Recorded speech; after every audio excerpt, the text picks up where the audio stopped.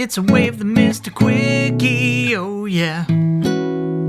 As many of you know, I've been advocating for years that we all just say the sinner's prayer and welcome Jesus into our hearts and lives. Not because I believe in Jesus or a loving God who would torture people forever, but to get Christians off our backs. We can then just tell them honestly that we're already saved, which we would definitely be if they're right? My doubt and insincerity in saying that prayer are simply two more of my endless sins covered by Jesus' sacrifice. Hashtag asbestos suit. I recently had another encounter with a street preacher at the Seal Beach Pier. We had a really nice chat where I kept asking him questions for which he had no good answers. And every time we got to that point, he would bring the conversation back around to hell. It was terrifying. I was so afraid.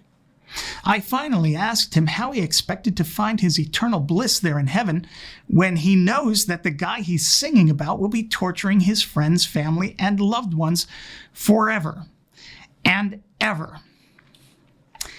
He didn't have a good answer for that one either. Recently, some of our more liberal Christian friends have decided to scrap the traditional idea of hell with its fire and brimstone and eternal torment in the form of "my heart will go on," endlessly looping while the flesh of sentient beings somehow eternally burns but is never consumed.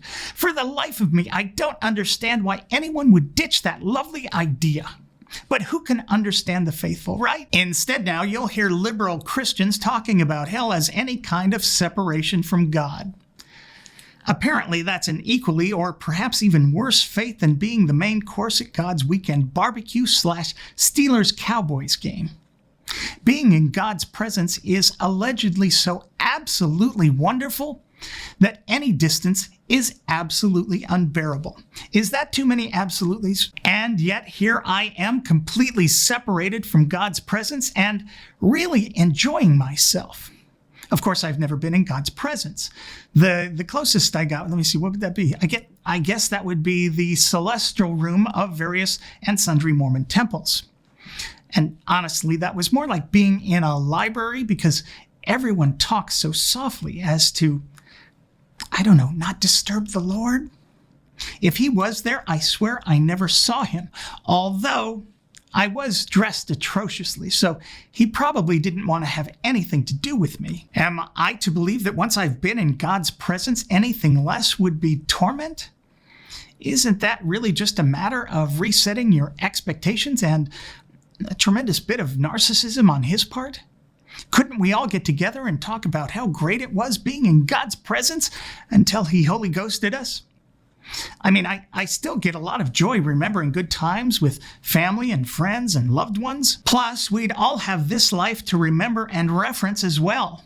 An afterlife free of suffering, pain, and want, with or without God, would still be infinitely preferable to this mess. Even for people like myself living in a free country, economically satisfied and relatively healthy.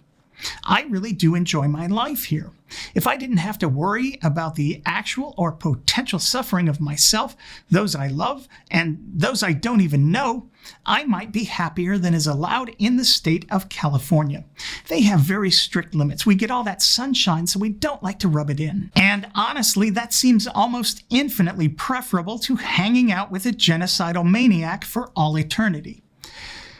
Plus, open wounds really do creep me out, so I wouldn't want to be hanging with the boy either. Come to think of it, I can't really think of any Christians I'd like to be hanging out with for any substantial amount of time. Certainly not for all eternity. Especially if some of those Nazis converted on their deathbeds. Boy, that's going to be really awkward for all those Messianic Jews, isn't it? Once again, I'm me. Thanks for watching.